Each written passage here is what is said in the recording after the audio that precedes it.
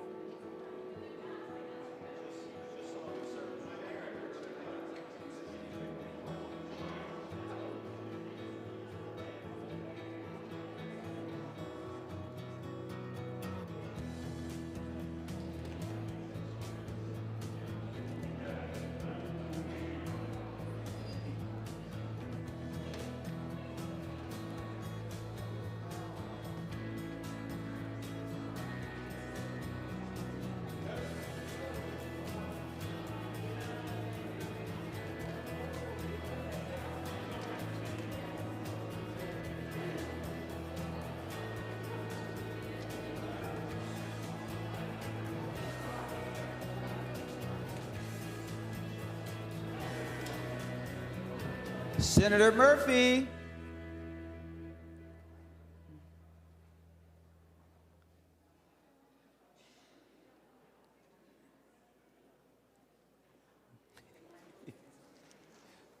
Mr. President, I move that further proceedings under the roll call be dispensed with and that the Sergeant-at-Arms be instructed to bring in the absent members.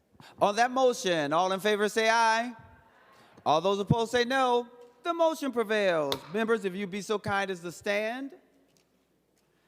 In our Senate tradition, we start with prayer, and today's chaplain is Reverend Jeff Hansen, who is retired from the Spirit of Hope United Methodist Church in Golden Valley. As a gentle reminder, following the prayer, please remain standing for the Pledge of Allegiance. Would you bow with me? Good and gracious one, we wait for this. These early April days when the winter-stilled world awakens, stretches, and begins to go wild. The ice and snow exit, however, reluctantly, and what was brown and lifeless and silent begins to turn green and supple and noisily alive. It is exactly what is supposed to happen, what we know will happen, what we fully expect to happen, and yet in ways is absolutely miraculous. So, what about us, you might ask? Are we merely spring spectators content to watch this amazing thing, or potential participants in our own miracles? Are we ready ourselves to wake up from our groggy near hibernation and pay deep attention to what's happening in the world around us as well as within us? Are we willing to stretch our muscles, our minds, our hearts, so that our former limitations become exactly that? Do we dare go even mildly wild so that ideas, solutions, perspectives, possibilities that used to be out of reach become home territory, so that we can listen when we used to simply react, and so that people we just don't like become just people to us? If we did, awaken, stretch, reach, open ourselves to become springish, what do you suppose would happen to us, to our friends and opponents, to the people of this state, and all of its coming alive creatures? We ask in all honesty, trust, and hope, and we lean in with you to find out. Amen. I pledge allegiance to the flag of the United States of America and to the republic for which it stands, one nation, under God, indivisible, with liberty and justice for all.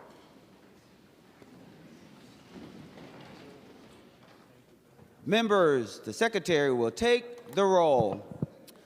Abler, Barr, Bolden, Carlson, Champion, Clark, Coleman, Swadzinski, Dames, Dibble, Dornick, Draheim, Drazkowski, Duckworth, Farnsworth, Fateh, Frentz, Green, Grunhagen, Gustafson, Hochschild, Herr, Heinzman, Hemmingsen-Jaeger, Hoffman, Holmstrom, Housley, Howe, Jasinski, Johnson, Johnson-Stewart, Klein, Curran, Kroon, Kunish, Kupek, Lang, Latz, Liskey, Limmer, Lucero, Mann, Marty, Matthews, May-Quaid, McEwen, Miller, Mohammed, Murphy, Nelson, Verbaten, Pappas, Pa, Port, Pratt, Putnam, Rarick, Rasmussen, Rest, Seeberger, Utke, Weber, Wiesenberg, Westland, Westrom, Wickland, Zhang. Members, a quorum is present. The following members intend to vote from a remote location pursuant to Rule 40.7. Senators Carlson, Coleman, Draheim, Latz, Verbaten, and Senator Port. If you'd like to follow along, I'm reading from today's Senate agenda, dated Thursday, April 9th, 2026. We will begin with the fifth order of business, reports of committees. Members, please note, no action is required. Members, we'll now proceed to the eighth order of business, which is introduction and first reading of Senate bills. The bills listed on today's introduction calendar are given their first reading and referred as indicated with the following changes. Members, if you go to bill introductions and if you go to page 2, you will see Senate file number 5019, and that bill has been referred to the Committee on Health and Human Services. And as I mentioned, members, the bills listed on today's introduction calendar are given their first reading and referred as indicated.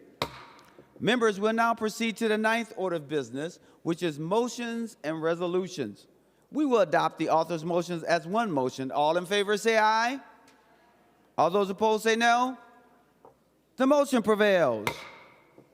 Members, I will now call on an individual member for a motion. That would be specifically Senator Westland. Senator Westland, for your motion. Thank you, Mr. President. I move that Senate File 3893 be withdrawn from the Committee on Finance, given a second reading, and placed on general orders. This is my bill and have discussed with both chairs. Okay, members, to that motion, all in favor say aye. All those opposed say no. The motion prevails. The Secretary will now give the bill its second reading. Senate File number 3893. Second reading. Members, we'll now proceed to the Senate resolutions numbers 73 to 75. Those resolutions will be referred to the Committee on Rules and Administration. And remaining under motions and resolutions, I'll now call on Senator Murphy to designate special orders. Senator Murphy. Thank you, Mr. President. Pursuant to Rule 26, I designate the following bills be made special orders for immediate consideration. Members, the list is on your desk. As you will see, that we will now start with House File 3556. I'm calling on Senator Hoffman. Thank you, Mr. President and members. It's my great honor to present House File 3556. This bill would rename the Minnesota's Community Solar Garden Program as the Melissa Hortman Community Solar Garden Program. And that honors the life and legacy of my kid sister, Speaker Melissa Hortman. She was instrumental, Mr. President, in getting this program started and really helped launch the solar industry here in Minnesota. And a good senator from Falcon Heights would remember back in 2013, Speaker Hortman was chair of the House Energy Committee. She authored this legislation that started this program. And when she did it, this was a brand new idea with few other examples to look to and many, many unknowns. As we all know, that would not stop her. There was one moment when Senator Marty and I were in a conference committee with her, and we were going back and forth. Is it 5%? Is it 1%? Is it 3%? And she just looked at Senator Marty and I and said, "That's the Senate's problem. You two have to figure this out. I'm going to come back in 5 minutes. You better have it fixed." And she walked out of the room, and then she came back and she said, "Are we done?" And the answer was yes. She had a great way of doing things, Mr. President. And thanks to that, she built the coalition that it needed to get passed into law. Minnesota became one of the first states in the country to successfully implement the community solar program, which has now become one of the largest in the country, which delivers more than 1 gigawatt of community solar capacity in serving Minnesotans. Melissa recognized that the fight against climate change and the shift to clean, renewable energy were critical for us today and for future generations in Minnesota. And this is just one small part of her incredible legacy. We all know the best way to honor her memory is to keep doing work on these issues.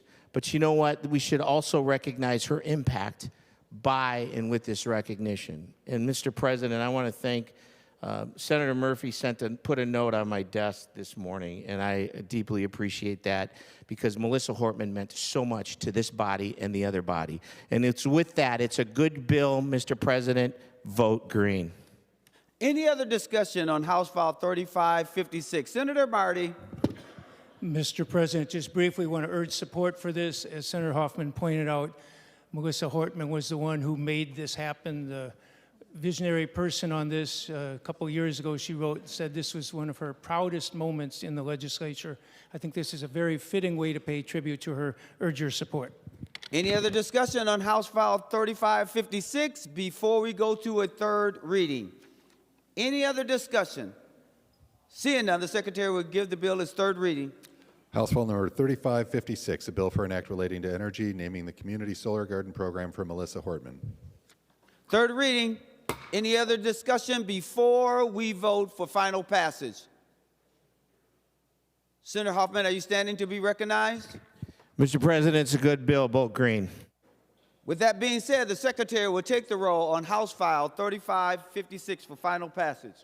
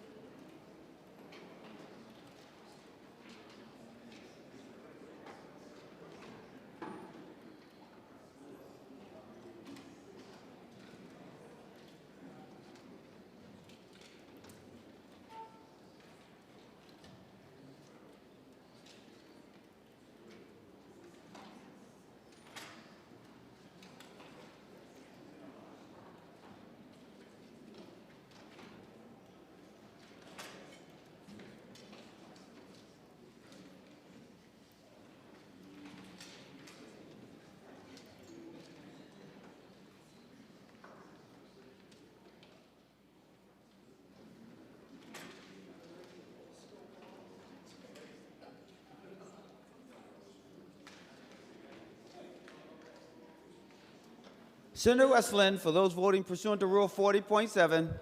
Thank you, Mr. Chair. Senator Carlson votes aye. Senator Carlson votes aye. Senator Umu Verbatim votes aye. Senator Umu Verbatim votes aye. Senator Port votes aye. Senator Port votes aye. And Senator Latz votes aye. And Senator Latz votes aye.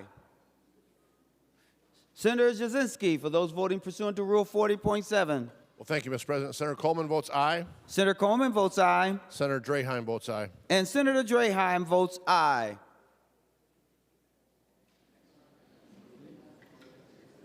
Senator Kupik, thank you.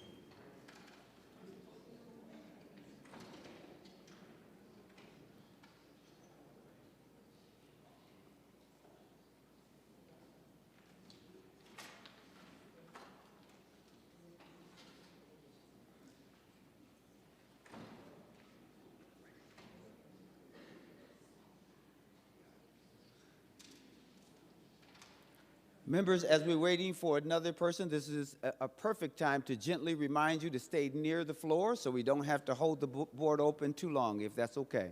That would be greatly appreciated.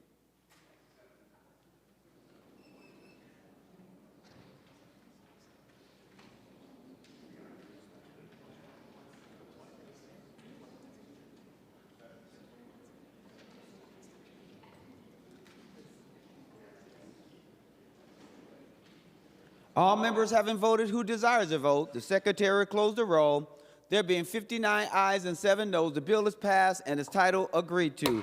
Members, we will now go to Senate File Number 1256. Senator Parr. 1251. Senator Parr. Thank you, Mr. President and members. I bring before you Senate File 1251, a bipartisan bill. And I want to first just thank my co-authors, Senator Herr, Senator Westenberg. They've been with me on this bill since 2023 and has been great champions of this bill. Also, Senator Drazowski and Senator Hoffman as co-authors who have supported this bill as well. This bill simply removes the June 2026 sunset date. It makes permanent what is already working. It ensures that Minnesotans who want to hunt ethically regardless of age, size, or physical ability, can do so and continue to do so. It removes the sunset date off of the crossbow inclusion.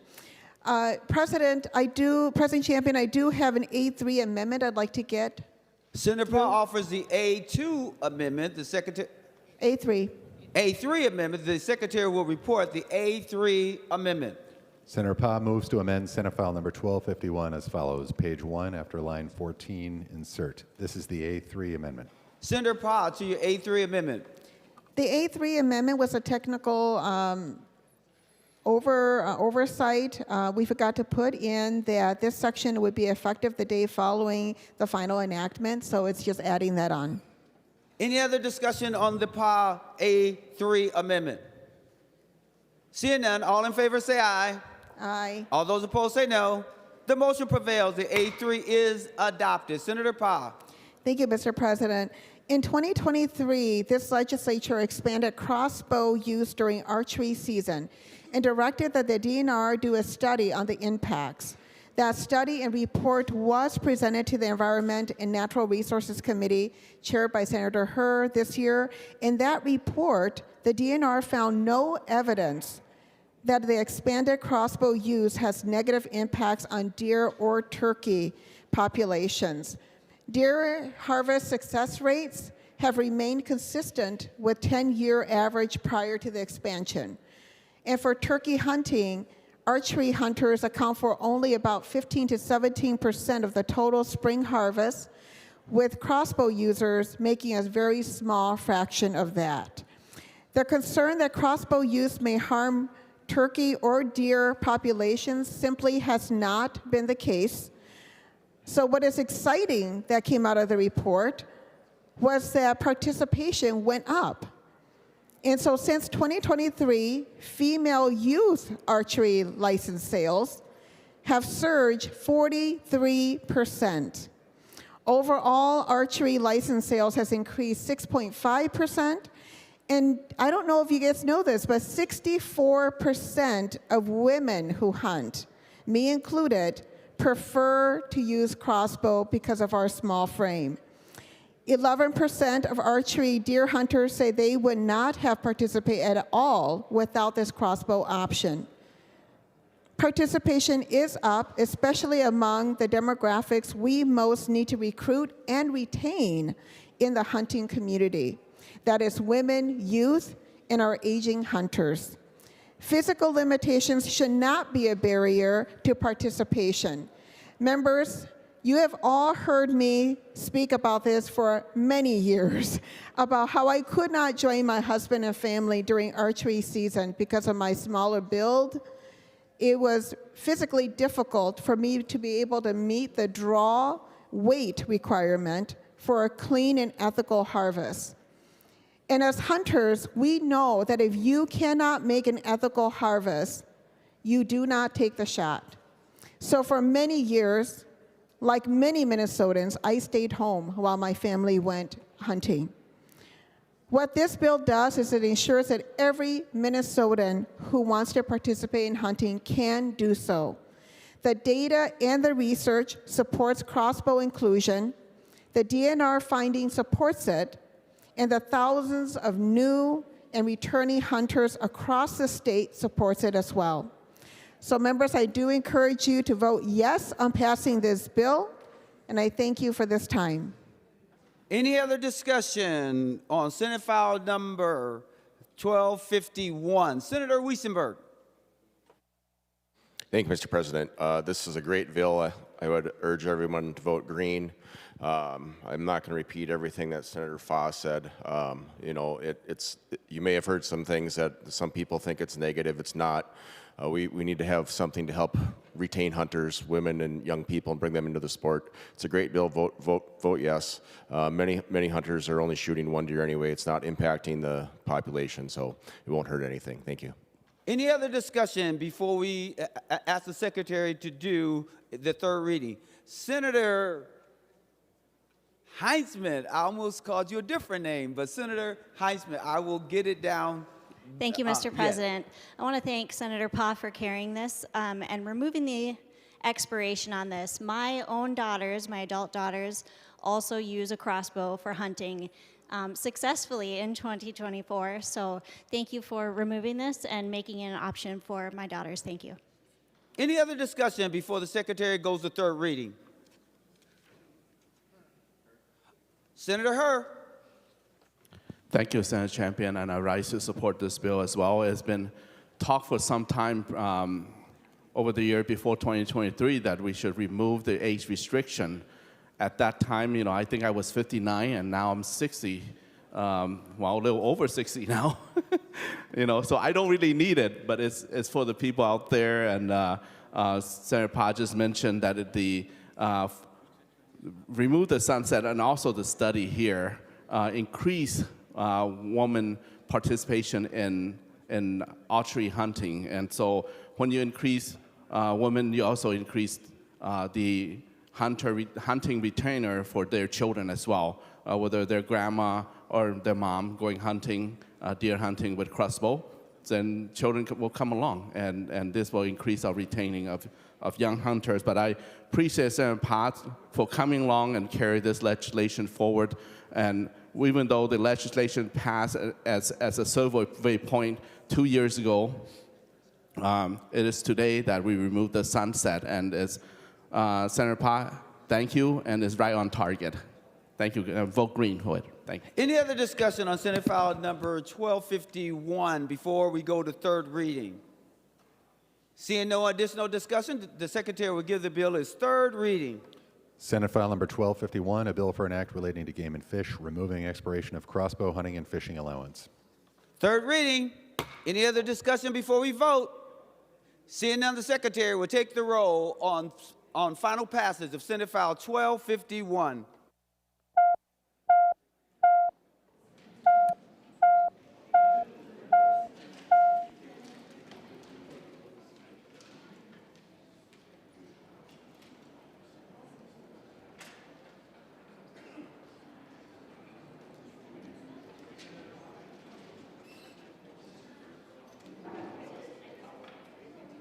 Members, please vote.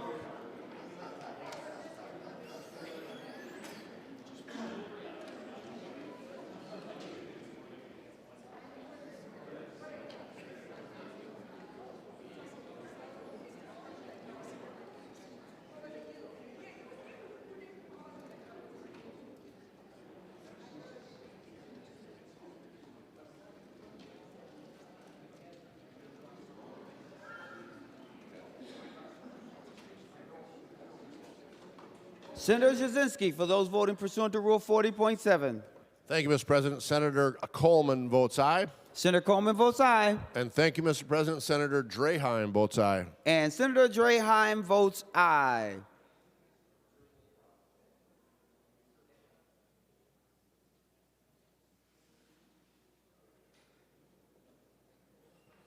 I know, but I'm waiting for Senator Westland. Senator Westland, for those voting pursuant to Rule 40.7.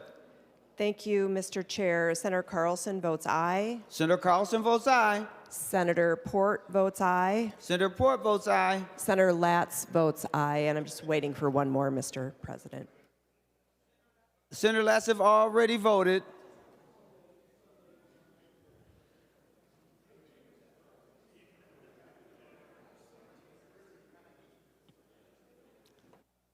Senator Westland, for those voting pursuant to Rule 40.7. Thank you, Mr. Chair. Senator Umu-Verbaeten votes aye. Senator Umu-Verbaeten votes aye.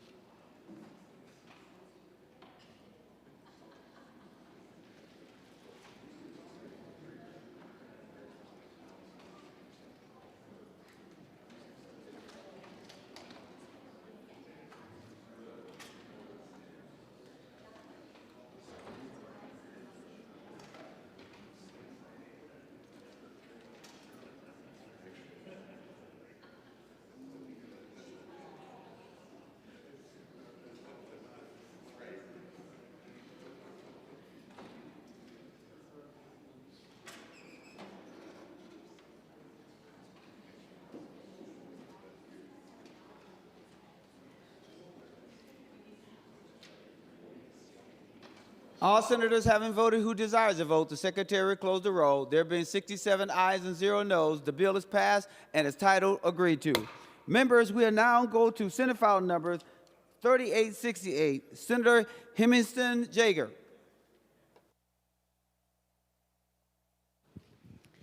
Thank you, Mr. President. Good morning, members. Before you is Senate File 3868. This is a bill to ban cryptocurrency kiosks in Minnesota. Cryptocurrency kiosks are very similar to ATMs, but think of them in reverse.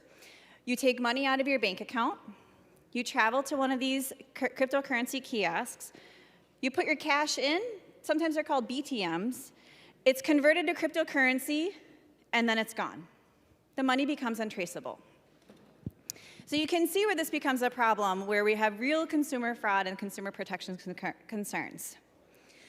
This bill is a continuation of the work that I started with Senator McEwen, my first LA Alex Wheeler, and the Woodbury Police Department Detective Lynn Lawrence back in 2023.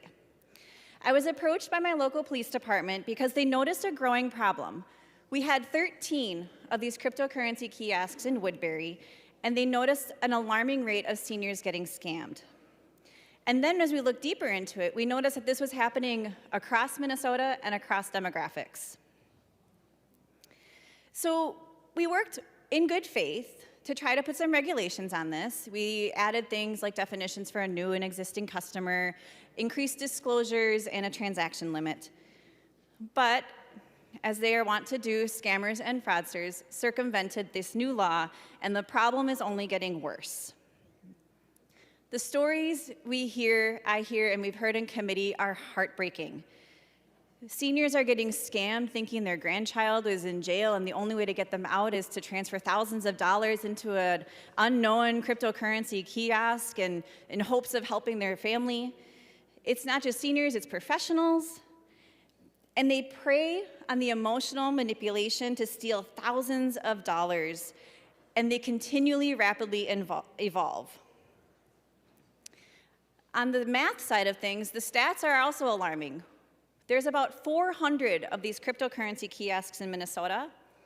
The FBI has estimated that Americans have lost $240 million in crypto-related scams in the first 6 months of 2025, which is double the pace of what they saw in 2024.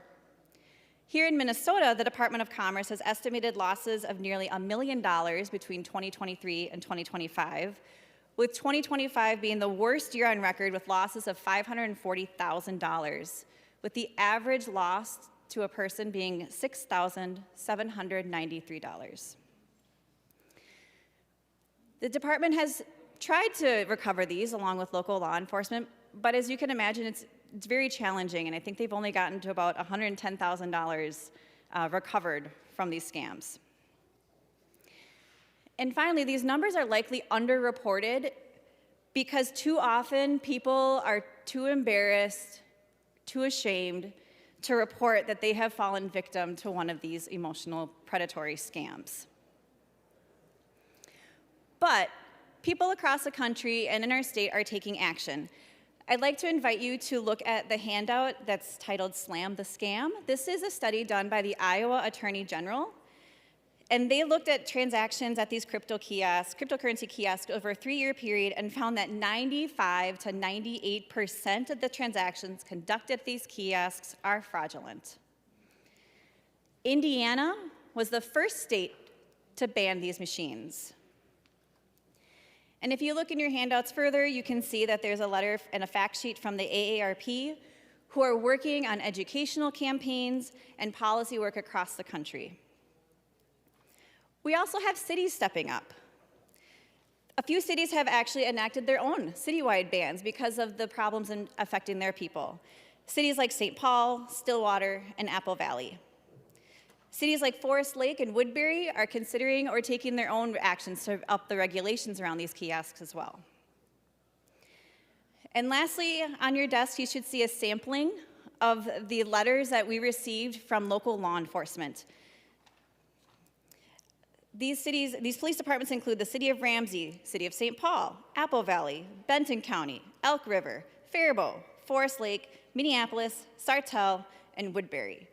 So this is a broadly supported action that we can take to protect our consumers.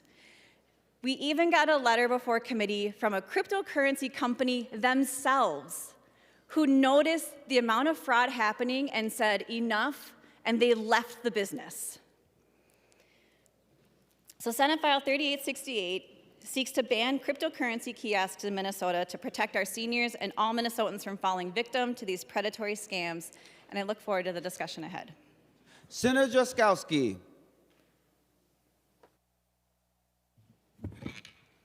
Thank you, Mr. President. Mr. President, I'd like to offer an amendment, the A2 amendment. Senator Jaskowski offers the A2 amendment. The Secretary will report the A2 amendment. Senator Drazkowski moves to amend Senate File number 3868 as follows. Page 1, after line 5, insert. This is the A2 amendment. Senator Jaskowski to your A2 amendment. Thank you, Mr. President. Mr. President, members, we stand here in Minnesota at the center of government fraud. We have a bill before us that deals with defrauding of Minnesotans. We have at least $9 billion of defrauding of Minnesotans happening in this very government. In addition, we have here in Minnesota our share certainly of illegal aliens in this state, Mr. President, that are wiring money back to foreign countries while they are here illegally. Some of them ostensibly are people who are also defrauding our government. Mr. President, members, we need to create a firewall to prevent the resources of the people of Minnesota from leaving our state and being shipped by illegal aliens into foreign countries. And this amendment addresses that, Mr. President. We have before us the A2 amendment. It requires that a licensee, we have licensees for these wire transfer businesses, Mr. President, that are licensed by the department. And they are, what the amendment does is says that a licensee is prohibited from initiating a foreign remittance transfer unless the licensee has verified that the sender is lawfully present in the United States. So what it requires is that the licensee collect one form of documentation from the potential sender that is at their business, and that form of documentation from the potential sender could be one of several, actually of many different forms that are outlined in the amendment that are from the Code of Federal Regulations, Title 45, which, Mr. President, these are the same set of requirements or same set of requirements that are used by our Medicaid system here in the state of Minnesota to determine whether or not people can qualify for a generous health care welfare program that we have here in the state of Minnesota. So it's already employed, members, by our state government very robustly, uses the same set of criteria to look against, and would require that the remitter of these funds, the business that remits these funds, would be required to get at least one document from the sender to show that they are here lawfully. And that is the amendment, members. It is our duty as fiduciaries of the resources of the people of the state of Minnesota that are sent here to make certain that there is not incentive for us to be defrauded. In addition to the $9 billion that we've already been defrauded, Mr. President, we need to figure out how to prevent this in the future. Like the bill, this very much makes an effort to stem fraud in our state. I encourage member support, and I'd ask for a roll call. Thank you, Mr. President. Roll call requested, roll call granted. Senator Klein. Thank you, Mr. President. I rise to a point of order under our temporary rules, 35.2, subsection 2. The proposed A2 amendment is intended to accomplish a substantially different purpose than the original bill. Mr. President. Senator Jaskowski. I move to appeal the. Oh, I guess I don't have to. I already know how you're going to rule, Mr. President. Okay, with I'm that here being only said, here to help, Mr. President. I got it. With that being said, since you already know, the point of order is well taken. Senator Jaskowski. Thank you, Mr. President. Now I'll move to appeal your decision, Mr. President, and ask for roll call. Roll call requested, roll call granted. A green vote symbolizes that you support the ruling of the president. A red vote says you're going against the ruling of the president. With that being stated, the secretary will take the roll.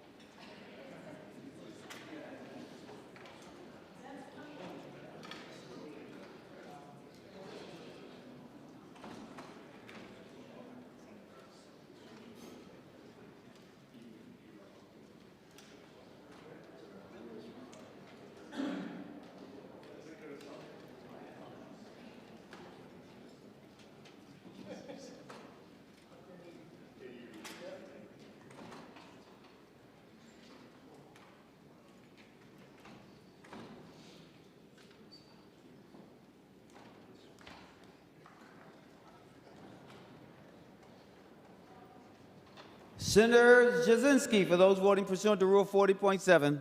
Thank you, Mr. President. Senator Coleman votes no. Senator Coleman votes no. Senator Draheim votes no. Senator Draheim votes no. Senator Westland, for those voting pursuant to Rule 40.7. Thank you, Mr. President. Senator Carlson votes aye. Senator Carlson votes aye. Senator Umu Verbatim votes aye. Senator Umu Verbatim votes aye. And Senator Port votes aye. And Senator Port votes aye. All senators having voted who desires to vote, the secretary will close the roll. There being 34 ayes and 33 noes, the decision of the president is upheld. Senator Holmstrom. Thank you, Mr. President. Members, I rise to offer the A3 amendment. Senator Holmstrom offers the A3 amendment. The secretary will report the A3 amendment. Senator Holmstrom moves to amend Senate File Number 3868 as follows. Page 1 after line 5, insert. This is the A3 amendment. Senator Holmstrom, to your A3 amendment. Thank you, Mr. President. Members, the bill before us is dealing with the illicit transfer of money, and the goal is to target the predators of fraud. This amendment gets to the heart of that. The goal of this amendment is to prohibit persons from bringing, sending, or receiving money totaling more than $10,000 at one time in or out of the country through an airport located within this state. Minneapolis-St. Paul Airport saw $350 million in cash traveling through it last year. That is $1 million a day higher than any other U.S. airport by a margin of 5 or up to 20 times other airports. That is happening for very obvious reasons. We are the epicenter of fraud in America, and clearly that money is being used and trafficked out of this state to avoid detection and is being sent to the profiteers of fraud. This is an amendment that is at the heart of what I believe this bill is trying to achieve. Thank you. Senator Klein. Oh, thank you, Mr. President. I rise once again to a point of order under Germanus 35.2, subsection 2.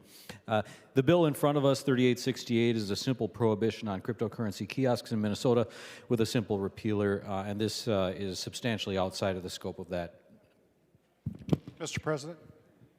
Senator Pratt. Thank you, Mr. President. I'd like to point you to Mason section 402.2. To determine whether an amendment is germane. The question to be answered is whether the amendment is relevant, appropriate, and a natural or logical sequence to the subject matter of the proposal. Mr. President, this is, we're talking about fraud as a main reason for banning these kiosks. The kiosks are being used to transfer money illegally and fraudulently, and I think this is a natural outcome of that conversation and that proposal. Last person, Senator Holmstrom. Thank you, Mr. Chair. I agree with what Senator Pratt had stated, and also I'd like to point out that we are actually looking at amending the exact same statute in law, 53B. This is certainly a germane amendment, and I believe or I would hope that you would rule accordingly. Thank you. I find the Klein amendment well taken. Point of order, well taken. I am now going. Mr. President, I would like to move to appeal the decision of the chair and request a roll call. Senator Holmstrom has risen in order to appeal the decision of the president, and with that, a green vote supports the ruling of the president. A red vote goes against the ruling of the president. Senator Westrom. Mr. Parliamentary inquiry, Mr. President. Please state your reason for standing. Am I correct appealing the decision of the president is a debatable motion? That is correct. Mr. President, members, I would urge the body to find the president hasty in his decision, and let's correct this decision that now will disallow us to deal with the fraud issues more broadly. But this amendment is referencing the same statutes in the bill. That is commonly the biggest thing that decides if an amendment is germane or not. The germaneness test should not be what can we do to duck tough votes on fraud. That is not a valid germaneness test. And so I think we need to correct the president's decision here, vote red to not agree with his ruling and that the point of order is well taken.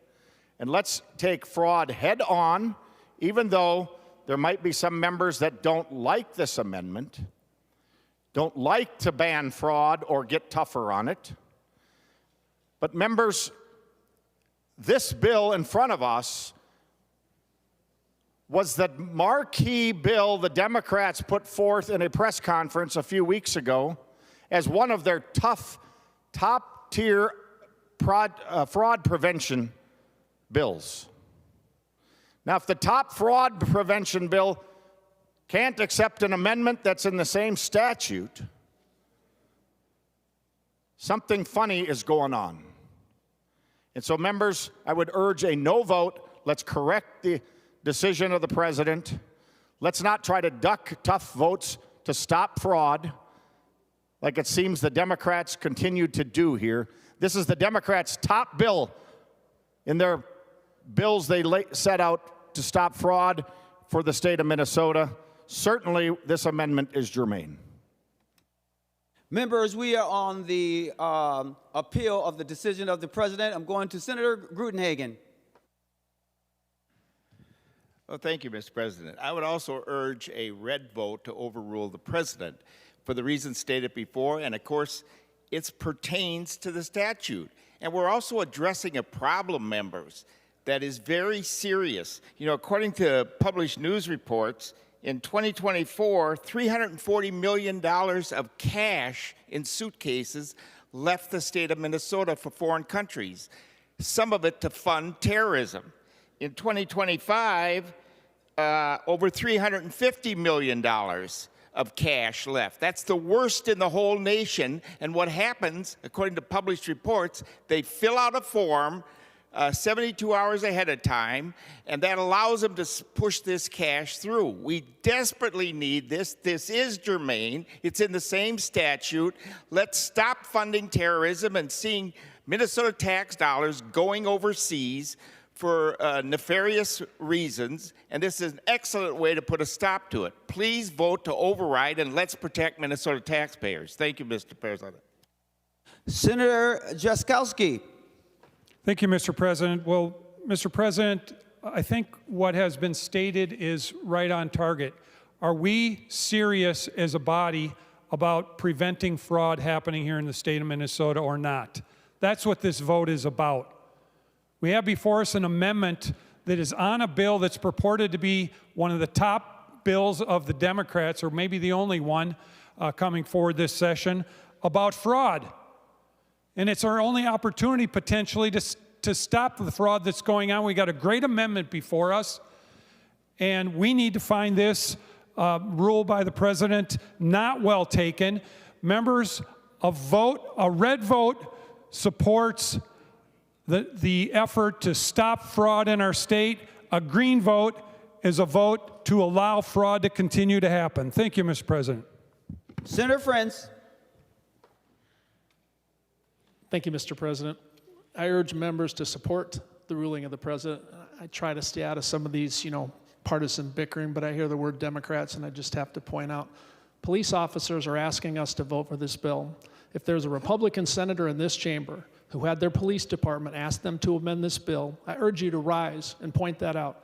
If, as I suspect, no police officer in this state wants this bill amended because that is likely to kill the bill, then I think we should support the ruling of the president that the amendment is not germane. Thank you, members. Mr. President, advice? Senator, seeing that Senator Friends invited them all to stand, thank you, Senator Friends, for your request for them to stand. Senator Holmstrom, I believe that the amendment that is before us is your A3. Is that correct? I would like to call on you last, if that's okay. Okay? Senator Lucero.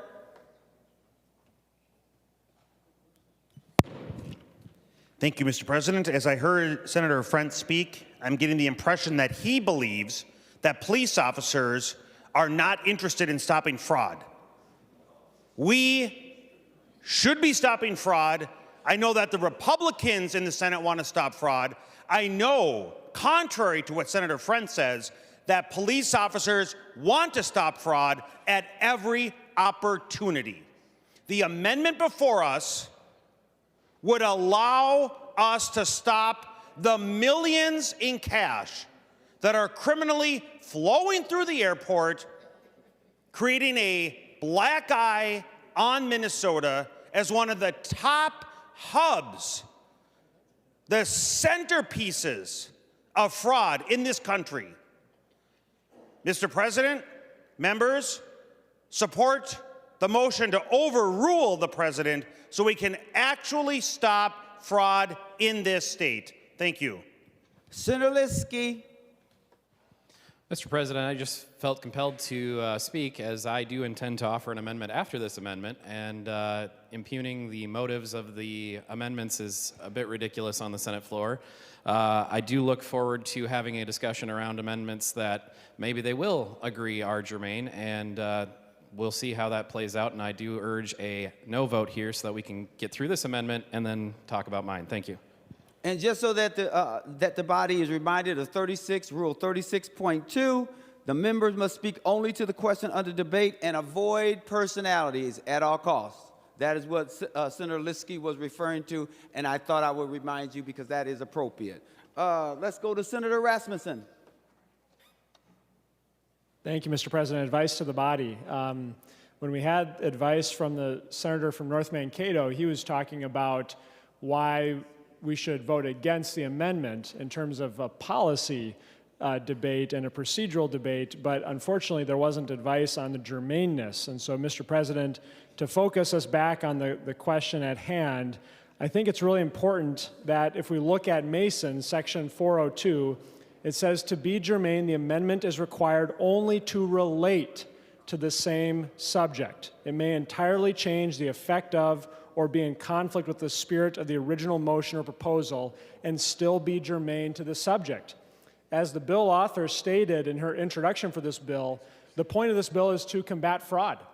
It's to combat financial fraud, and that is what the underlying amendment that was offered would impact. It is on the same subject. It relates to the same subject that we're debating. And if we look at our rules, Mr. President, under Rule 35, it says a non-germane amendment includes one that relates to a substantially different subject. That means that it can be different. It doesn't have to be exactly on cryptocurrency kiosks, but it can be on the broader issue. And if we look at the title of the bill, the chapter that is cited in the title of the bill, it's germane to the underlying amendment. And so, Mr. President, my advice to the body, would be that they vote to overturn the ruling of the president, that they vote no, and then we can have the debate on the issue. That allows this body to debate on the issue, and if you think it's a bad idea, stand up and say it's a bad idea. If you think it's a good idea, stand up and say it's a good idea, and I think the Senate will move more expeditiously through our business today and in days to come. Thank you, Mr. President. Members, I cannot tell you what to do, but I am not inviting everyone to stand up. Let's make sure that if you have something to say that you say it, but we do not want to get into one person telling everybody to stand up and do all that, okay? Let's just make sure our arguments are solid and that we stand up and we make our arguments. Senator Klein. Thank you, Mr. President. I'll be very brief. Simply going to the procedural question of germaneness, since I was the one who raised the point of order in the first place, and we've heard Masons invoked a couple times on the floor. I just want to share with the body that our temporary Senate rules take precedence in procedure over Masons. And I'll read to you 35-2, subsection 2. A non-germane amendment is one that is intended to accomplish a substantially different purpose than that of the original bill to which it is proposed. Surely the amendment before us falls within that definition. Thank you. Senator Pratt. Thank you, Mr. President. Well, Mr. President, I appreciate Senator Klein's comments. I couldn't disagree more. As Senator Rasmussen pointed out, it is intended the rule is intended to accomplish a substantially different outcome. What we're talking about is preventing fraud.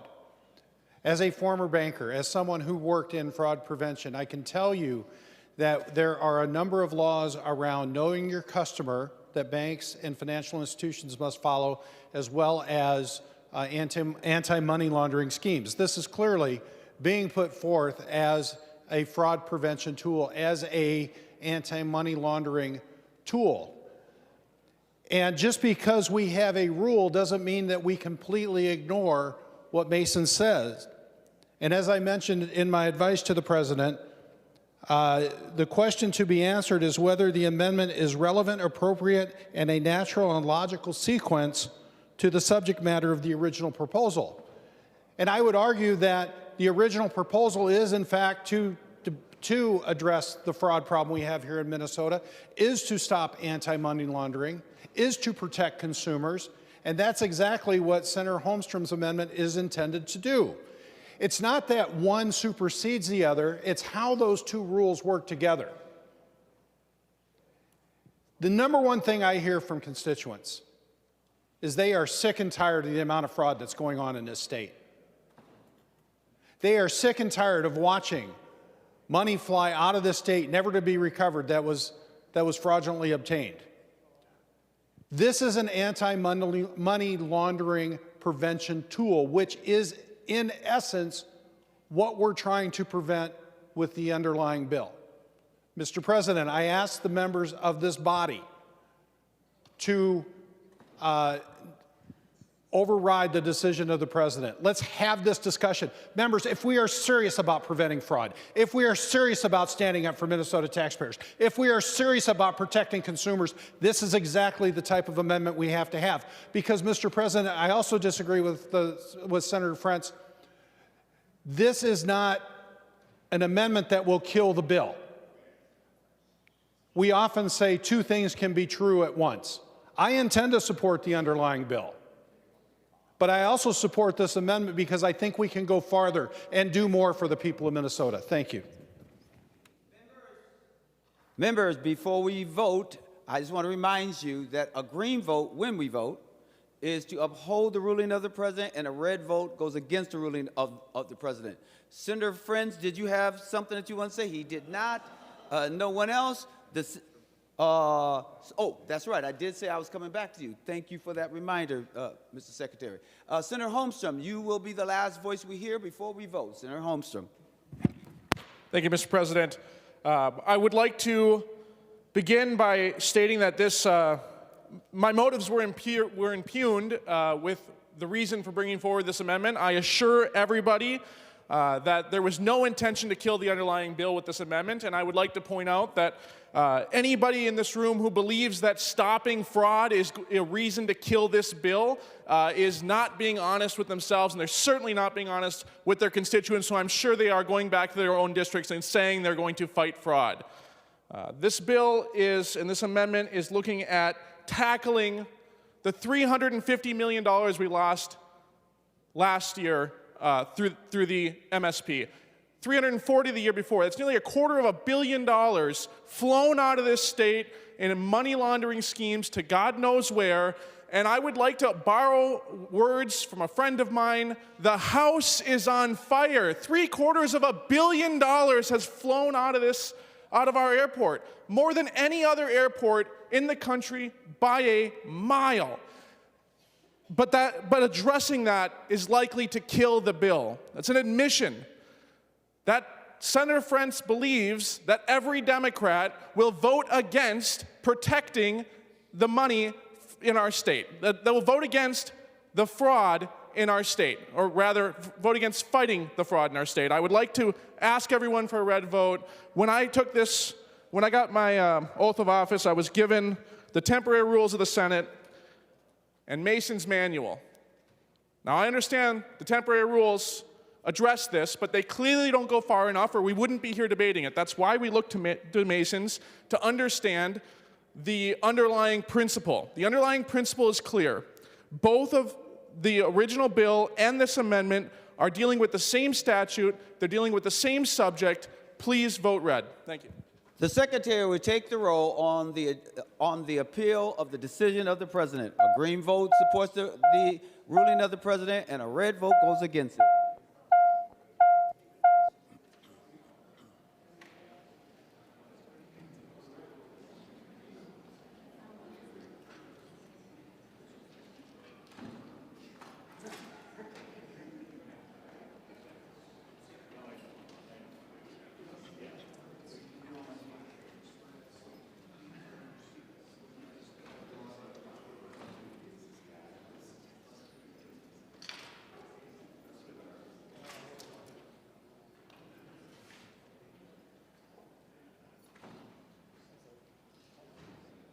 Senator Westland, for those voting pursuant to Rule 40.7.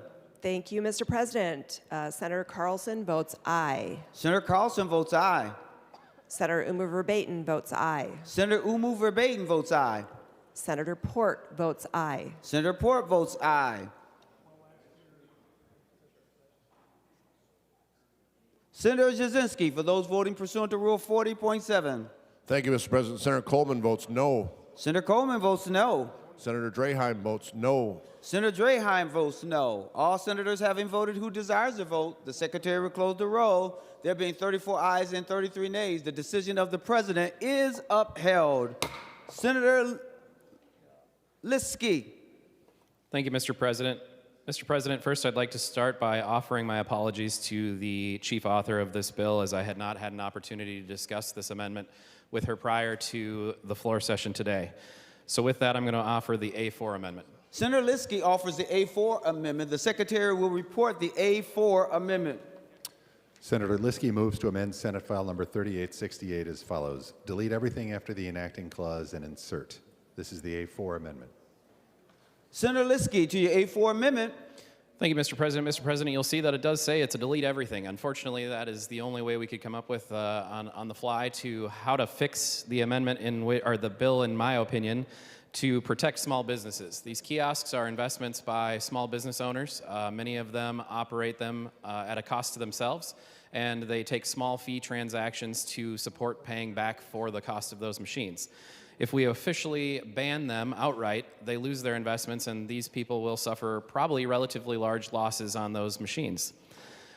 The issue at stake here before us, and the reason we were arguing about germaneness previously, is that the whole purpose of this bill is to stop fraud, especially those that fall prey to scams, threatening them and saying they have to submit money and send money via these kiosks. Well, a way to stop that is to remove the ability to input money into these kiosks. So with that, this amendment removes the ability for input and input only, meaning that the kiosks can still be used to transact with cryptocurrency, and can still be used to withdraw funds if you want to transact crypto into, let's say, cash, but also does not remove the need or the existence of kiosks as a whole. So hopefully I can urge a green vote, and I look forward to hearing the debate.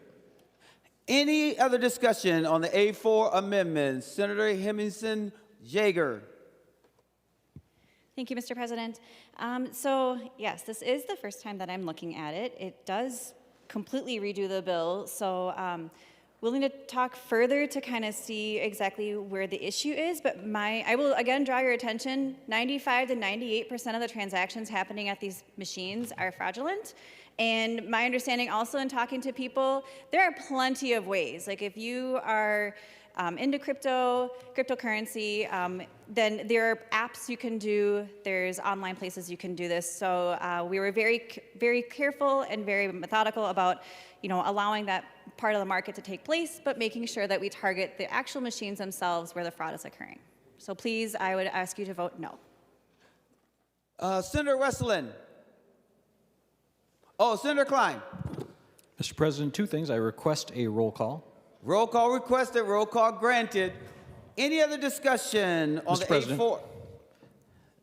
A4? Senator Klein. To the amendment itself, I just want to say that this does seem like a more complicated solution to the problem of cryptocurrency kiosk fraud than the bill in front of us. And should this amendment go on, I would suggest that we hear this bill again in the Commerce Committee, where we could take testimony and understand the impact of the amendment. I'll be voting no on the amendment because I think we've got a simple and elegant solution in front of us that will address fraud against seniors in the state of Minnesota and is supported by law enforcement. Senator Lucero. Thank you, Mr. President. Having listened to the remarks of Senator Hemmingsen-Jaeger and having listened to the remarks of Senator Klein, I'm not persuaded that, and understandably, that they've had time to digest the amendment. We have ATMs already. We've had them for decades. They allow for the withdrawal of cash from your bank account. What the amendment does before us is it allows for that same withdrawing of cash, just not from your bank account. It withdraws it from a crypto account.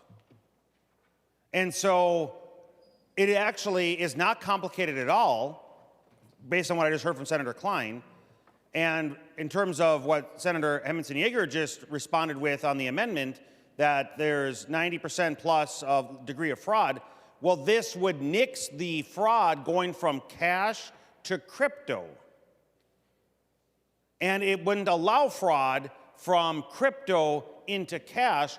So as society continues to move along here, there are more and more members of the population that are having funds in the form of crypto. And so we understand the concept, and we don't have a degree of fraud to the magnitude that's happening now with crypto in present-day ATMs. So taking that exact same mature concept of allowing people to obtain cash, just not from their bank account, but from crypto, is something we need to have. Because as crypto becomes more prevalent, people are going to need the ability in those circumstances to get cash. That's what this amendment would do. Please vote green. Thank you. Members, we are on the A4 amendment. I am now going to Senator Jaskowski. Thank you, Mr. President. I move to refer this bill and amendment to the Commerce Committee. Ask for roll call. I'm sorry, I was being talked to at the time. Can you just say again what it is that you were saying? Mr. President, I'm going to take Senator Klein up on his offer, and I move to refer the bill to the Commerce Committee and ask for a roll call. I believe that to refer to committee is a higher motion than a motion to amend. Thank you, Mr. President. Thank you. A roll call has been requested. Roll call has been granted. Did I hear someone say, Mr. President? Okay, give me a moment.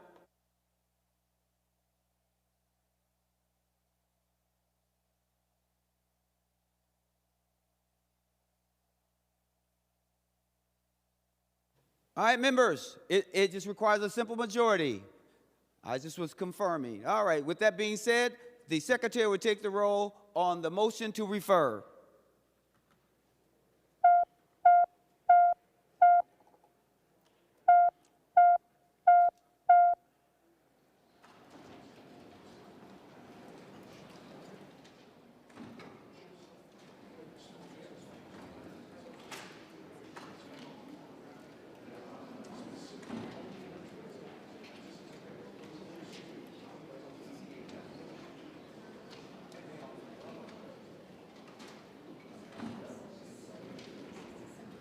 Members, please vote.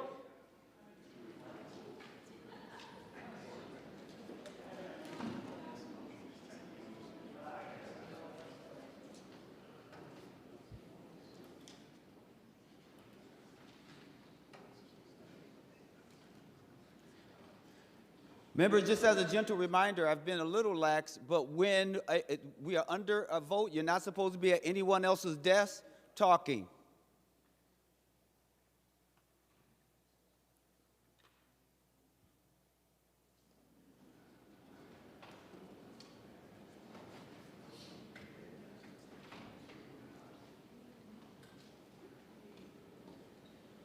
Senator Westland, for those voting pursuant to Rule 40.7. Thank you, Mr. President. Senator Carlson votes no. Senator Carlson votes no. Senator Umu Verbatim votes no. Senator Umu Verbatim votes no. And Senator Port votes no. And Senator Port votes no.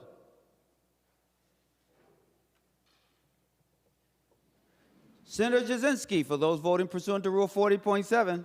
Thank you, Mr. President. Senator Coleman votes no. Senator Coleman votes no. Senator Draheim votes yes. Senator Draheim votes yes. All senators having voted who desires to vote, the secretary will close the roll. There being 28 ayes and 39 noes, the motion to refer is not adopted. We are now back on the A4 amendment. I'm going to Senator Nelson.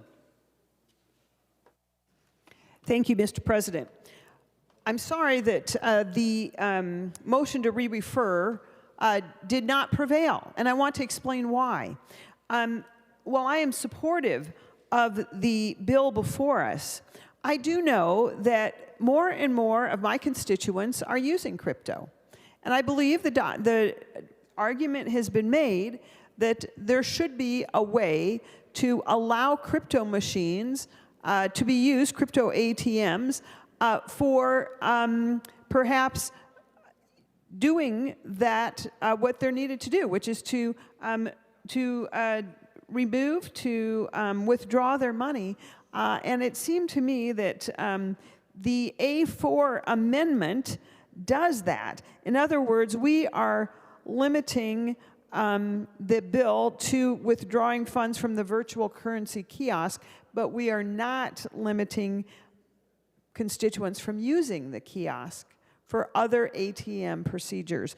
So it seems to me that as we go forward on this A4 amendment, while I would like it to go to Commerce to be rather debated and discussed, I think it is something that we could add today, and as it moves forward into conference committee, that we would take a harder look at this. We should not totally restrict the crypto ATMs, but we do need to certainly restrict the fraudulent withdrawals. So I think there is a way, members, and today we could add this amendment and do that, and I'll just save my comments. If it doesn't pass this amendment, then I'm encouraging the bill's author to continue to look at how we can restrict the crypto ATMs, but in a way that achieves preventing fraud, does not deter from actual personal use. Thank you. Members, we're on the A4. I'm going to Senator Hemmingsen-Jaeger. Thank you, Mr. President. Again, this bill, as it before us, or the bill that this is trying to amend, is clean. It's supported by law enforcement. We did not hear any concerns in the committee when we brought this through Commerce. So again, I would just ask you to vote down the A4, and we can continue discussions later. Senator Rarick. Thank you, Mr. President, and I apologize. I did not write down the exact verbiage that I heard, but we were told somewhere along the lines that it was a methodical process, the language that's in the bill in front of us today. And I find it hard to believe that just a blanket prohibition of these devices is methodical or took a whole lot of effort to come up with. On the contrary, the amendment that's in front of us is actually taking a look at options in front of us. Instead of just this blank prohibition, it's allowing for a use that likely would be very hard. You're not going to be committing fraud withdrawing and taking the cash out yourself, to yourself. So I seriously believe we should be adopting this amendment, and I think also as was referred earlier, that we should then send it back to Commerce to have that discussion. The vote clearly showed that the membership here does not want to send it back to the committee. So I would encourage members, as we do many times, adopt this amendment to the bill, and then we send it forward. The further discussion could happen in a conference committee if the other body passes this as well. So, Mr. President, I would highly encourage members to vote yes on the amendment. The last voice we'll hear before we vote is the author of the A4 amendment, that's Senator Liskey. Thank you, Mr. President. Mr. President, as my colleagues have pointed out, there are two ways to look at this bill and this amendment. One, a thoughtful and elegant way to support banning the fraud and the scamming that is happening. Or two, something that's not elegant and something that is more significant that I would describe as a sledgehammer to destroy and ruin people who have invested in things that they thought were going to be effective. They didn't know that those individuals that are out there to scam people were going to use their business to defraud people. They were under the assumption that they were getting into the market that is changing and ever-changing, cryptocurrency. So I offer this amendment as an elegant way to stop the fraud and yet support those small businesses. People voting against this amendment will be voting against small business owners in the state of Minnesota. People who vote for the underlying bill as it is currently written are not supportive of those businesses, and that's concerning to me.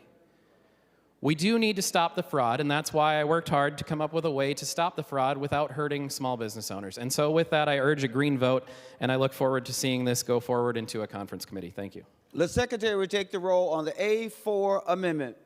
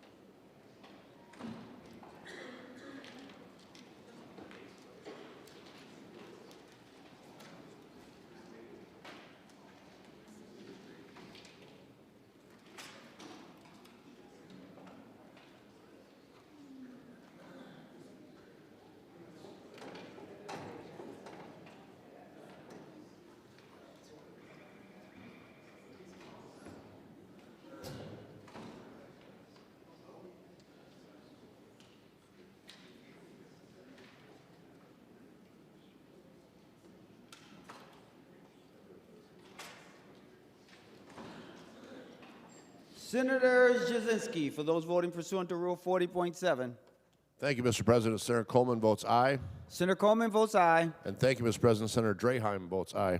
And Senator Draheim votes aye.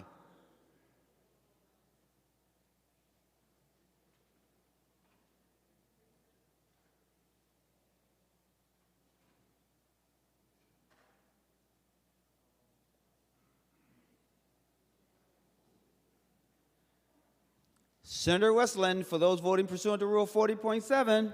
Thank you, Mr. President. Senator Carlson votes no. Senator Carlson votes no. Senator Umu Verbaeten votes no. Senator Umu Verbaeten votes no. Senator Port votes no. And Senator Port votes no. All senators having voted who desires to vote, the Secretary will close the roll. There being 33 ayes and 34 noes, the A4 Liskey Amendment is not adopted. Senator Abler. Oh, third reading? Okay, thank you so very much. The Secretary, any other amendments before we go to third reading? Seeing none, the Secretary will give the bill its third reading. Senate File Number 3868, a bill for an act relating to commerce prohibiting virtual currency kiosks. Third reading. All right, now Senator Abler. Well, thank you, Mr. President. I thought maybe you wanted another few amendments just to, discuss this bill some more. But I want to actually thank the author and the people working on this bill. I think it's a really good bill. I do have Mr. President, though, I wonder if Senator Marty would yield for a question. Senator Marty, will you yield? He will yield. Senator Abler. Well, thank you. I just want to, given that we're short of money, I'm just going to ask him if this bill would either add or subtract from this potential state shortfall. Senator Marty, specifically to that question, please. Mr. President, I think that this bill will help Minnesotans keep more money in their pockets, and that's a good thing for it, but I don't know that it'll have effect on the state budget. Senator Abler. Well, thank you, Mr. President. That's a wonderful answer and the kind of answer I expected. I just wanted to offer Senator Marty, while he's engaged in this very brief side chat, that I don't know how we're going to do our budget coming up next week. There's no targets. The only amount of money, it's any real money, is not in this area, but in the Human Services Committee, where the governor has taken close to $500 million out of the industry. And I hope that when we put our budgets together, that nobody has any interest in taking any money from human services that does not stay in human services. So thank you, Mr. President. And I think this is a good bill. I urge members to vote yes. So I'm back on topic. Thank you. Members, just a reminder, there was a discussion the other day that I would remind us that we are only supposed to talk about what is under business. Well, it's before the body, nothing else.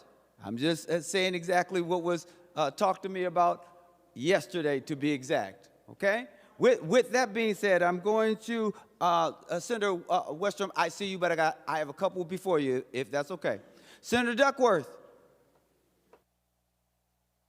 Thank you, Mr. President. I appreciate it.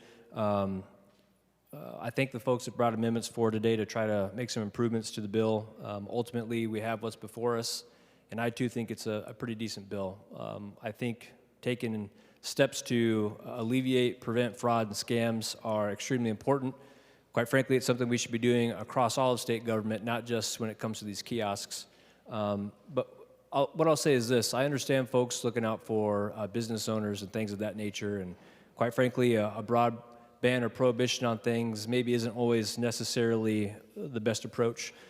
But what I will say is, when your business is primarily driven by what is 90% scams or fraud and preying on the elderly and taking advantage of them, I think that's a pretty good case for the government to step in and, in this case, say, we're not going to allow you to do that anymore, especially when we've got law enforcement departments and agencies all across the state saying it's the right thing to do, and we're going to prevent and protect people. So all that to say, Mr. President, I understand why folks might have some misgivings about the bill or want to see a different version. At the end of the day, I think this is going to do wonders to protect people from frauds and scams, and quite frankly, we should be seeking to do this all across the state of Minnesota amongst our various programs. Thank you. Senator Housley.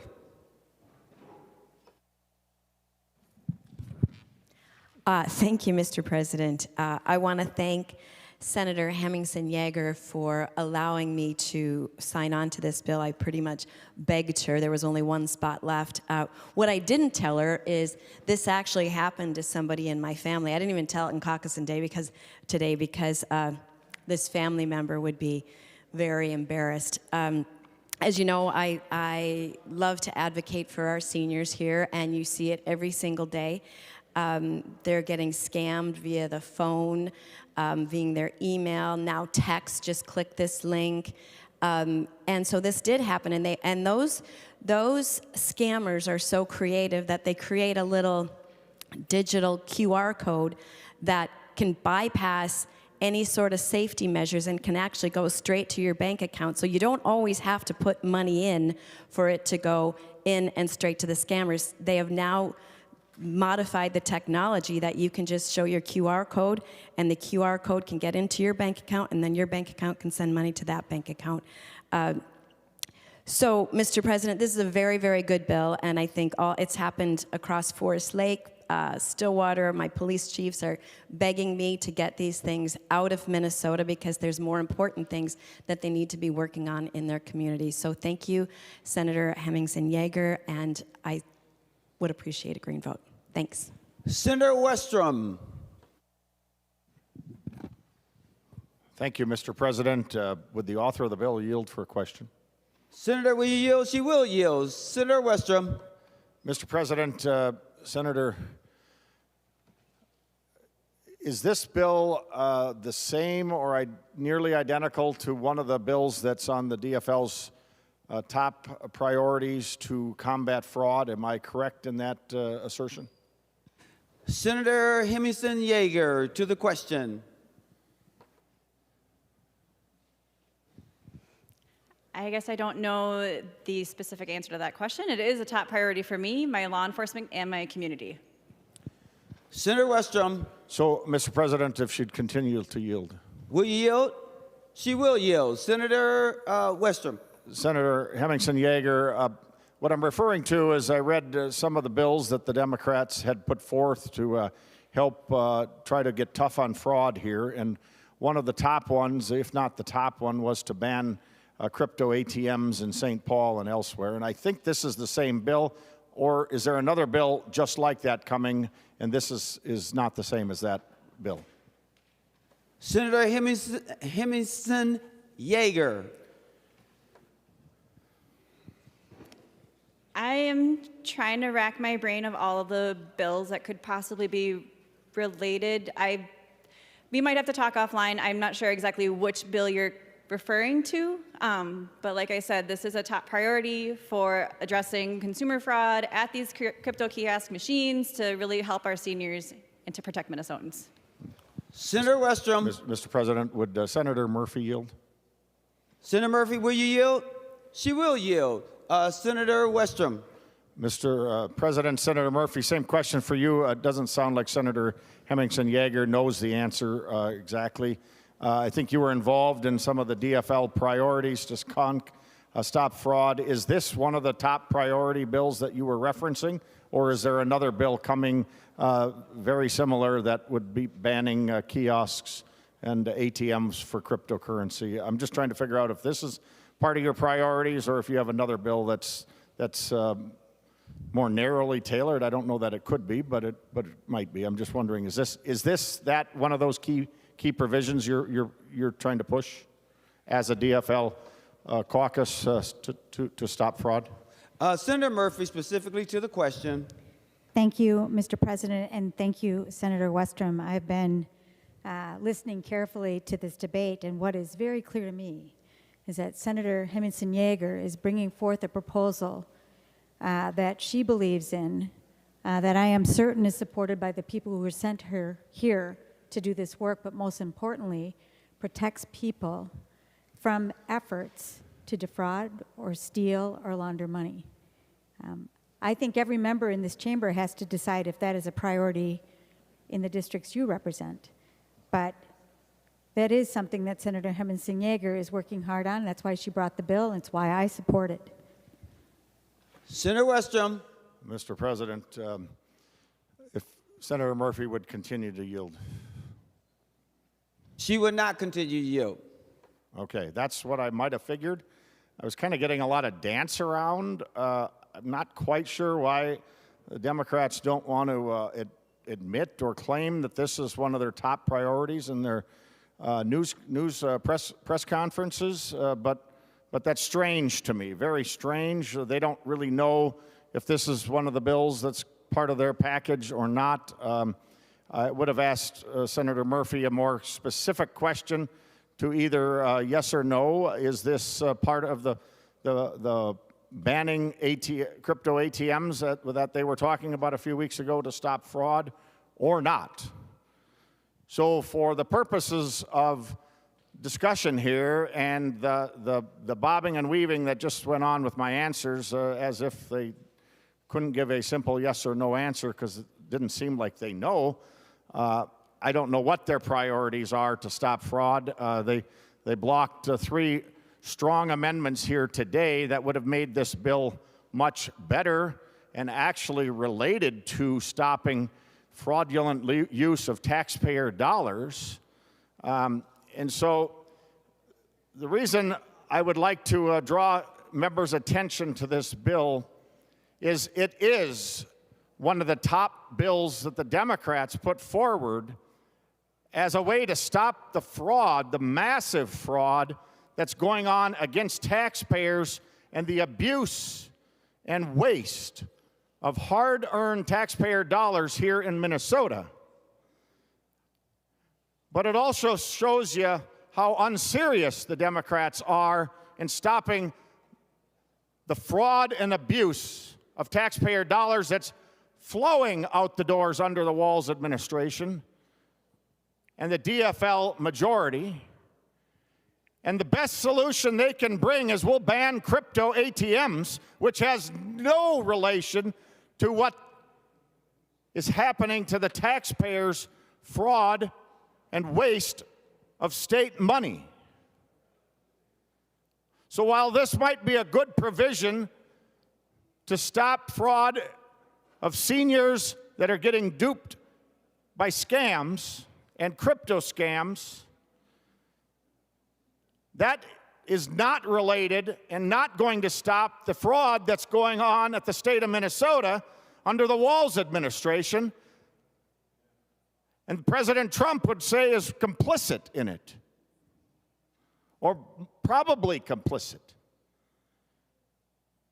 And maybe there's more. But we've got an ATM ban of cryptocurrency kiosks as the Democrats' best attempt to stop the fraud against the Minnesota taxpayers. They blocked or voted down 3 amendments that would have actually targeted stopping the fraud. But that is what is going on here at the Capitol. I am concerned about how unserious the Democrats are in actually stopping the taxpayer fraud. And that's why I'm speaking up, and I would urge others to speak up. Because these are our opportunities, and the Democrats continue. They absolutely continue to vote down amendments to stop the taxpayer fraud under the Walz administration and the DFL leadership. And they try to disguise it as something, we'll ban cryptocurrency ATMs, and we're really getting tough on fraud. The Democrats are completely ignoring this serious issue, and I'm frustrated that we continue one more day with the DFL's unseriousness of stopping fraud in this state and using other bills to claim they're trying to stop fraud that have nothing to do with stopping the millions of dollars flowing out through our airports in cash to Somalia and other areas, allegedly funding al-Shabaab terrorists, money going to the Quality Learning Center, Somalian daycare in Minneapolis that didn't even have students. We're not doing anything to stop that fraud. So let's get more serious, members. Minnesota needs to know that there's a great divide here at the state capitol, and the DFL continues to be unserious about stopping and correcting the fraud problem under the Walz administration. Senator Lucero. Thank you, Mr. President. So this is one of the bills that there's no clear partisanship, which is good. I appreciate those bills where they don't fall along the red and blue lines. On the one hand, there are, as technology is advancing, it is allowing for mechanisms of those that seek to scam and take advantage of vulnerable populations. And they will continue to use technology in their efforts. On the other hand, you have business owners and markets that are attempting to adopt the technology and put them into use. So we have this bill before us now that recognizes that there are advancing innovations, but then it's killing it. And I really have been going back and forth. Am I going to support this bill? Am I not? One of the things that I've been saying my entire time in the legislature is the law is not keeping up with technology. And in my time in the legislature, as a member of the Data Practices Commission, as a member of the Cybersecurity Commission, we are constantly dealing with these new developments in technology. We've dealt with, it seems like we've had it forever, but when I first came into the legislature, it was a newer technology, and it was a controversial technology, and it was police body cams. We've dealt with drones and how we're going to allow for those. We've dealt with automatic license plate readers. We're now dealing with smart meters. We're dealing with biometric harvesting of information from people. We're dealing with potentially microchips. There's all kinds of technology that is in use right now and is on the horizon of being developed that this legislature is going to have to deal with. And one of those technologies that obviously has already been developed and widely used is crypto. And the market has responded with these kiosks. And we're going to adjourn here in a couple weeks, and the adoption of cryptocurrency is going to continue throughout society. And there will be necessities on different technologies to be able to take advantage of that cryptocurrency market. At the same time, so that's one side, as I already mentioned, and the other, we have these fraudsters that have nothing better to do in life. They don't want to work hard. They don't want to do things honestly, but instead prey on these vulnerable populations. So I guess as I've been listening to the debate and the amendments that are offered here, I guess I was most persuaded by Senator Liskey's remarks. And Senator Hemmingsen-Jaeger, it's a tough one, because I very much, as somebody who is very familiar with social engineering, is very familiar how it's very effective in these vulnerable populations, especially seniors. And if you haven't spoken about it, Mr. President and Senator Hemmingsen-Jaeger, you haven't spoken about artificial intelligence. But the techniques of social engineering are only going to advance. When you layer on AI and the ability to manipulate these, it's going to become worse, and I recognize that. But as we've done with drones and police body cams and ALPRs and other technologies, we didn't outright prohibit them.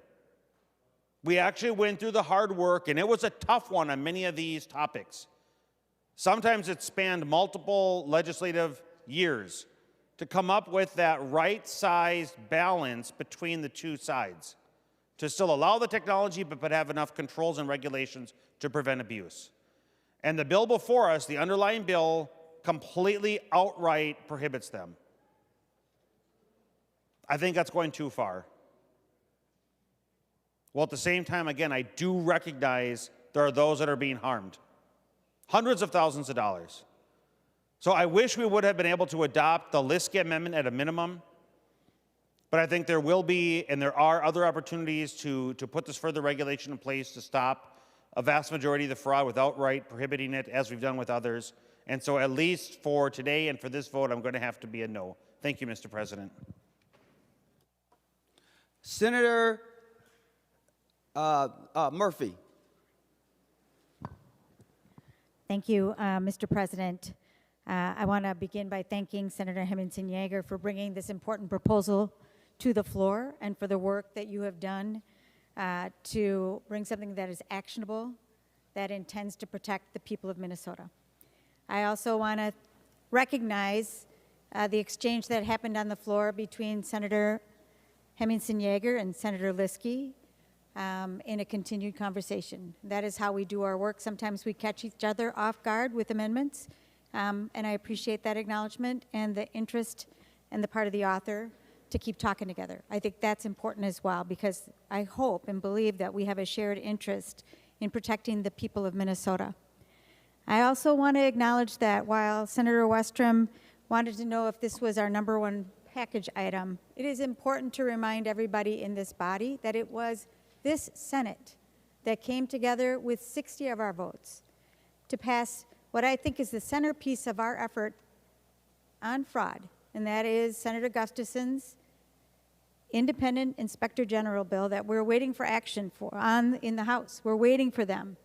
But I think it is important for us to remember that together, Senator Gustafson, Senator Kroon, and others brought forward a proposal that we have supported and supported broadly. It's important for us.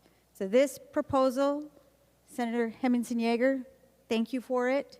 Thank you for your effort to protect Minnesotans, and particularly seniors. I'm going to vote green and urge everybody else to as well. Thank you.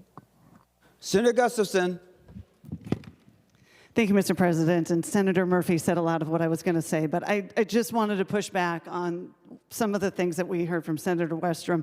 You know we are not unserious about fraud. I'm a Democrat, and I proposed and introduced and wrote the most significant anti-fraud bill to ever pass the Minnesota State Senate. And I didn't do it alone either. I did it with many of my Republican colleagues right here in the chamber. It's probably one of the things I'll always be the most proud of, not just because it addressed a real problem in Minnesota, but because I was able to work across the aisle right from the beginning, brought all the voices to the table, and we passed a really good bill with 60 votes.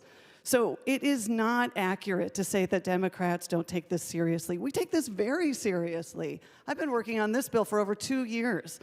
So I just wanted to say that there are times where we can come together, as you see in the chamber here. Just because somebody doesn't like your amendment, it's not personal. It just doesn't apply to the bill. And the majority of the people in the chamber didn't vote for an amendment. It doesn't mean that fraud isn't being taken seriously. But to the bill that we're actually talking about here, this bill before us, if you look at the letters on your desk, you will see that this fights fraud, full stop. It's supported by law enforcement. You'll see AARP talking about real stories of people who've been taken advantage of.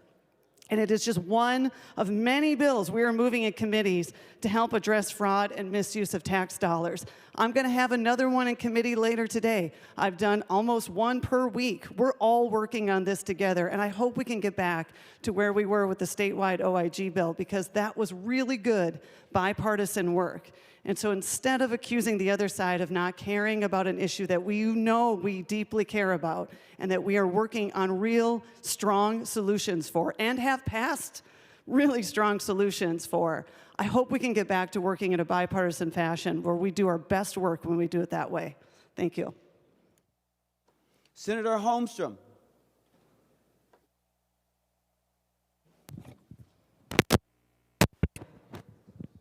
Thank you, Mr. President and members. I rise in response to some of the things that we've heard today. It was really disappointing for me to continue to hear that these business owners were operating in 95% fraud, and somehow they know or should know that their business was fraudulent before they even got into it. And I'd like to point out that this body never went after the big box stores for the hundreds of thousands or millions of dollars worth of credit card schemes that targeted this same population. But now we're going after the small business owners. We're going after the direct Minnesotans. We heard the author say that there was a lot of work put in to make sure that this didn't affect the crypto market, but rather only negatively affected the owners of these machines, the Minnesotans who we serve. I'm disappointed that we shot down the A4 amendment. That amendment was trying to give a lifeline to these small business owners so that they could use their equipment for something good, so that they could continue to be in business. But instead, it seems as though we're moving in a direction to just push our shoes down and crush these people. This isn't what this body was made to do. We're not here to stifle the people of Minnesota. We're not here to shut down small business, and I'm going to be deeply disappointed when we leave here today after accomplishing just that. Thank you.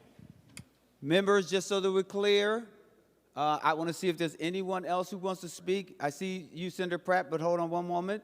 And then after Pratt, if there's no one else after Pratt other than Liskey, and then the author of the bill. I just want to make sure that we have everyone on notice.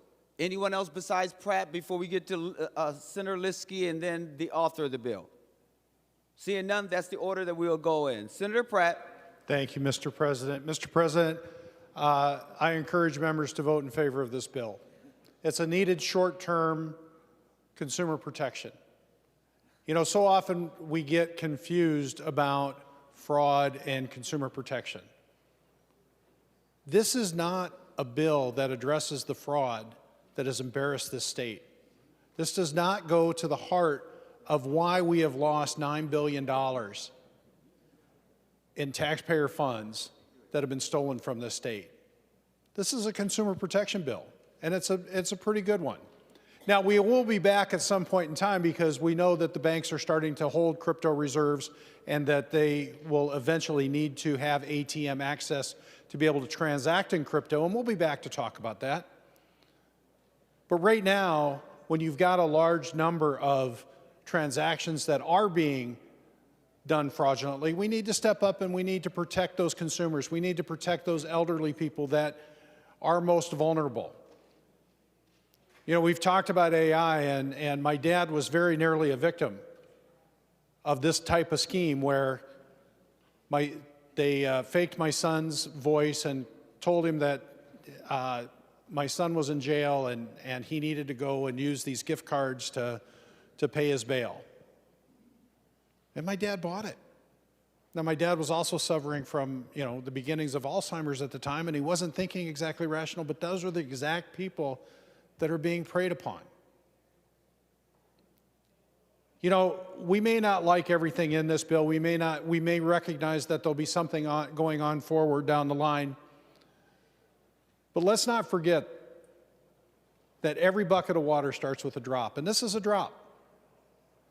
But let's also not delude ourselves into thinking that this is going to fix the fraud problem. We had a good amendment to help start fixing that fraud problem today. We couldn't even bring it up to a vote. That was disappointing, Mr. President.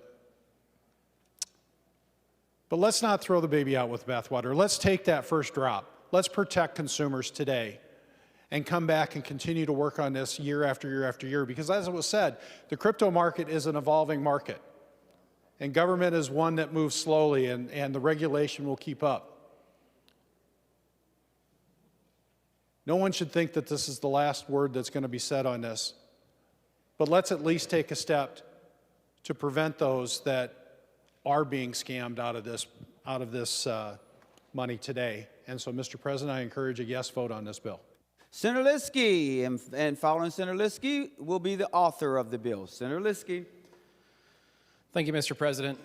Mr. President, today we've heard colleagues from both sides of the aisle discuss the issue before us, which is the scamming, the defrauding of adult populations that are at risk for falling prey to stories of their grandkids or their children being locked up in prison.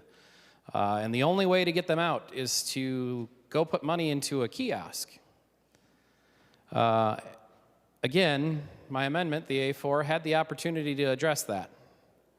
It took a drop, as the last speaker just talked about. It was an attempt at a drop. This bill is not a drop. This bill is a river, or as I described it, as a sledgehammer to solve a problem. We're shoving something through a hole that was not very big in comparison to what this bill will do. It attacks those kiosks. It gets rid of them. We would have the infrastructure already in place. Instead, we're going to get rid of the infrastructure for the cryptocurrencies, and now we're going to have to wait and reset. That's what I'm being told. Wait until we find a different way to do it. Ban the current system. The current system is no different than a gift card. The current system is no different than the hundreds of emails I get on any given day asking for gift cards or Venmos or PayPals to be sent to the email I got it from. I sit on a couple different boards. I sit on a volunteer board for youth hockey, and I'm a president on that board, and so I get an email from one of my members, or at least what it looks like as one of my members, telling me, hey, you need to Venmo me this money. You can get reimbursed from the treasurer later today. Okay, but that's not how it works. That's not how a board works, as we all know. But people fall for that because they assume, hey, I need to get this person this money so the referees can get paid so the kids can play their game. That's what happens. Of course, we've all learned and figured out that that's what's happening, and so it doesn't affect our board, but that's where we're seeing these things happen. Venmo, PayPal, those things. Are you telling me you're going to ban those next? Because those are also part of this fraud scam that we're seeing in front of us. I don't think that's the right approach. I think the right approach is to stop the ability to input to that specific situation. And so whilst I feel for the situation, the discussion of 90, 95, 98, whatever the percentage that we're hearing, I feel like the statistic changes every time somebody says a number. The issue is we still haven't solved the question. Why is this happening? Why is this being allowed? And so with that, I'm still going to have to vote no on this bill, and it's not because I don't support the motion or the reason behind the bill. It's because the bill itself is going to be a detriment to others. It's going to harm other people. It's going to harm their investments. It's going to take their money away from them. And so actually by doing this, we're taking money from somebody else. We're just protecting one person's money and taking money from someone else. And so with that, I'm going to be a no vote. I understand the purpose of other people's votes. Thank you. Senator Hemmingsen-Jaeger. Thank you, Mr. President. Thank you, members, for the discussion. It was lively, but I really appreciated the comments and the concerns that were brought up as well. I do want to give a special thanks to Senators Housley and Duckworth for co-authoring the original bill as well as its clone. Thank you, Senators Abler and Pratt, for your words of support. Remember that this is a bill that addresses the problem of emotional manipulation and financial exploitation using these cryptocurrency kiosks. The stories we've heard have devastating impacts. This bill is a specific action that we can take to address this big problem that law enforcement brought to my attention, has brought to our attention, and is very supportive of. We tried regulating in good faith. They immediately circumvented it to continue taking advantage of our seniors and our neighbors. I will again reiterate, law enforcement, AARP, and Minnesotans support this bill, and there was no opposition in committee. These fraud machines have no place preying on our seniors and Minnesotans.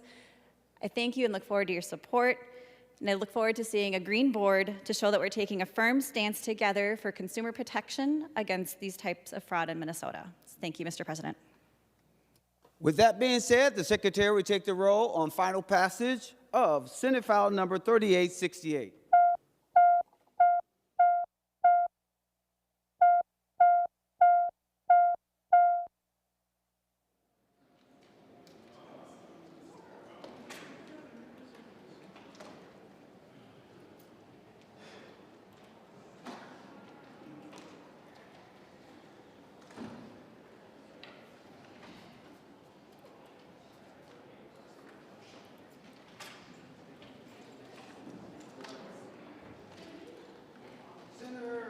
Senator Jasinski, for those voting pursuant to Rule 40.7. Thank you, Mr. President. Senator Coleman votes aye. Senator Coleman votes aye. Senator Draheim votes aye. Senator Draheim votes aye. Senator Miller votes no. Senator Miller votes no. Senator Weber votes aye. Senator Weber votes aye. Senator Westland, for those voting pursuant to Rule 40.7. Thank you, Mr. President. Senator Carlson votes aye. Senator Carlson votes aye. Senator Umu Verbaeten votes aye. Senator Umu Verbaeten votes aye. Senator Port votes aye. Senator Port votes aye.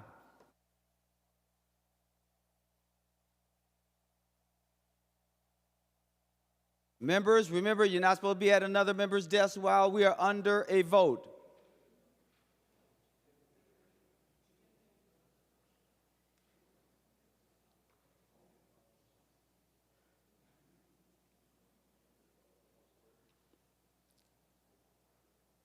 All senators having voted who desires a vote, the Secretary will close the roll. There being 57 ayes and 10 nays, the bill is passed and is titled agreed to. Members, we will now go to, well, let me explain this. Senator Murphy's going to have a motion around a recess, but before that, because I'm certain that she's going to ask for a skeleton crew, I'm now going to see if there are any announcements of Senate interest so that you don't have to come back, those who don't need to come back. Senator Nelson. Thank you, Mr. President. Members, just to know that there will be at 1 o'clock today, so we'll have to kind of rush over in my Senate office. There is a bagpiper from my area who will be dressed in full regalia and will be playing his bagpipes. So you can make your way over to my office there on the 3rd floor in the MSB, or even get close, and you will still be able to hear. But I know he would love to see you. He's a carpenter from Rochester. Thank you so much. Any other announcements of Senate interest? I thought I saw another hand up. Senator Bowden. Thank you, Mr. President. The Housing and Homelessness Prevention Committee will be meeting 10 minutes after adjournment. Any other announcements of Senate interest before we go to the Majority Leader for a motion to recess? Senator McEwen, I'm sorry, I didn't see you there. Senator McEwen. Thank you very much, Mr. President. The Senate Labor Committee will adjourn or will come together at 1:15. Thank you. Any other announcements of Senate interest? Because I want to make sure I don't miss anyone.